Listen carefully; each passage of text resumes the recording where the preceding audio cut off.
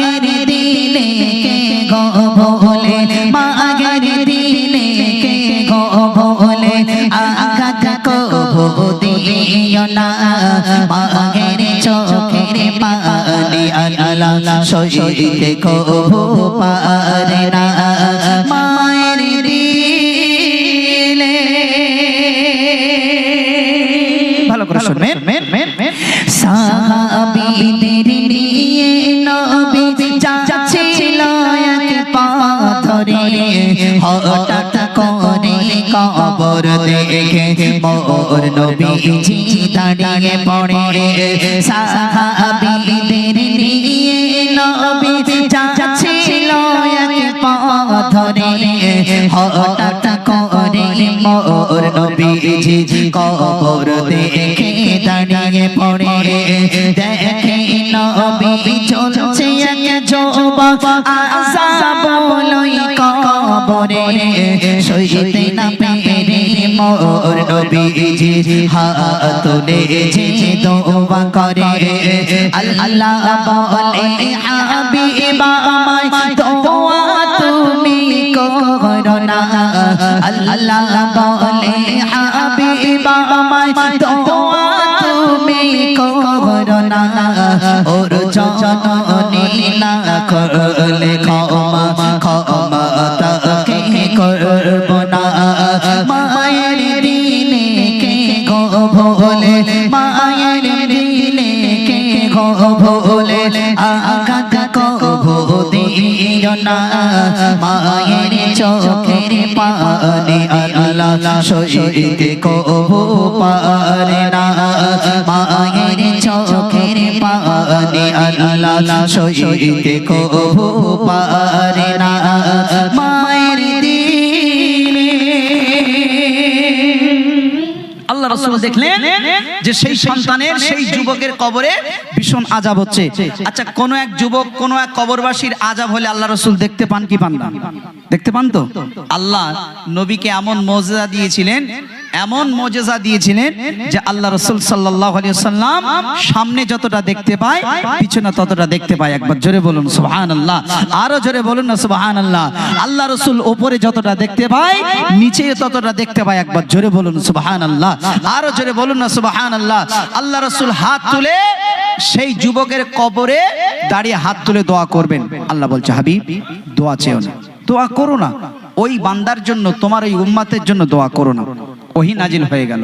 হওয়ার পরে রাসূলুল্লাহ সাল্লাল্লাহু আলাইহি সাল্লাম জিজ্ঞাসা করছেন আল্লাহ পাক কেন আমি দোয়া করব না? সে আমার উম্মত, গুনাহগার হতে পারে, সে কবরে আযাবুল কবরে এত আযাব হচ্ছে, আমি আল্লাহ রাসূল দেখে আর থাকতে পাচ্ছি না, সইতে পাচ্ছি না। কেন যে একবার কবর নামক জায়গায় যে গিয়েছে সেই একমাত্র মর্ম সেই কষ্টটাই বোঝে। আল্লাহ পাক আমার এই গুনাহগার উম্মতের তুমি মাফ করে দাও, তুমি ক্ষমা করে দাও। কেন এর কবরে এত আযাব হচ্ছে? যখন দুই ধার দিয়ে মাটি চাপ দিচ্ছে ডান পাজরার হাড়গুলো বাম পাজরায় চলে যাচ্ছে, বাম পাজরার হাড়গুলো ডান পাজরায় চলে যাচ্ছে, শুধু হায় নফসি নফসি করছে, কবরে কাতরাচ্ছে। আল্লাহ আমাকে ক্ষমা করে দাও, মাফ করে দাও। আমি নবী হয়ে আল্লাহ তোমার দরবারে এই উম্মতের জন্য হাত তুলেছি, আল্লাহ তুমি ক্ষমা করে দাও। আল্লাহ বলছে হাবিব ওর মা যতক্ষণ না ক্ষমা না করবে আমি আল্লাহ ততক্ষণ, কথা বলো, ততক্ষণ আমি ক্ষমা করব না। কে বললেন? আল্লাহ বললেন। আল্লাহ বলছে হাবিব ওর মা যতক্ষণ না ক্ষমা করবে আমি ততক্ষণ ক্ষমা করব না। আল্লাহ রাসূল হতভম্ব হয়ে গেলেন যে কি এমন দোষ করেছে, কি এমন দোষ করেছে? সন্তান মায়ের কাছে সন্তান কোনদিন দোষ করতে পারে?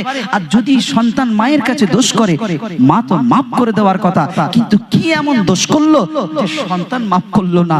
আরে আল্লাহ রাসূল সাহাবায়ে কেরামদেরকে বললেন আমার সাহাবারা যাও, ছুটে ছুটে যাও, তালাশ করো কোথায় মদিনার অলিতে গলিতে এই যুবকের কবরের কোন বাসিন্দা আছে, কোন মা আছে, তাকে তালাশ করো।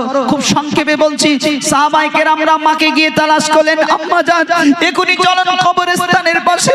আল্লাহ রাসূল দাঁড়িয়ে দাঁড়িয়ে রোনাজারি করছে, আপনার যুবকের কবর, আপনার সন্তানের কবরে এত আযাব হচ্ছে, এত কষ্ট হচ্ছে, আপনি যদি মাফ না করেন ওই আযাব কিয়ামত পর্যন্ত হতে থাকবে, ওর আযাব জীবনে বন্ধ হবে না।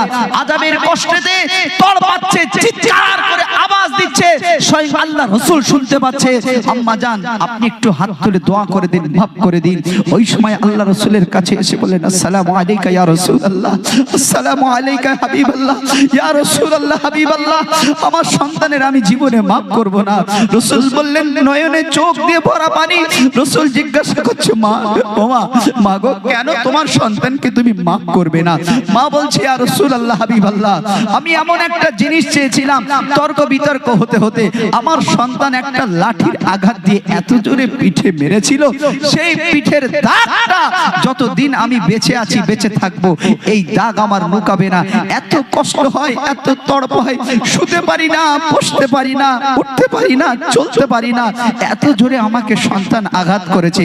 মা রাসূল বলছে, মা ও মা, যতই সন্তান মায়ের কাছে ভুল করুক একটু ক্ষমা করে দিতে হয়। মা, আল্লাহ যদি ক্ষমা করে তুমি কি ক্ষমা করবে না? কবি ছন্দের মাধ্যমে লিখছেন, সাহাবীদের দিয়ে নবী ডাকে সেই মা জননীকে, নবী বলে ও মা ক্ষমা করো তোমার ছেলেকে। সাহাবীদের দিয়ে নবী ডাকে সেই মা জননীকে, নবী বলে ও মা ক্ষমা করো তোমার ছেলেকে। কত রাত মাঝে তুমি সেবা করিতে তাকে, কত রাত মাঝে তুমি সেবা করিতে তাকে। সেই ছেলে জ্বলছে আগুনের কঠিন কবরে বুকে, জননী কইছো দয়াময় ক্ষমায় আমি করব না, জননী কইছো দয়াময় ক্ষমায় আমি করব না। তার মারের দাগ আছে পিঠে, ভুলতে আমি পারি না, মায়ের দিলে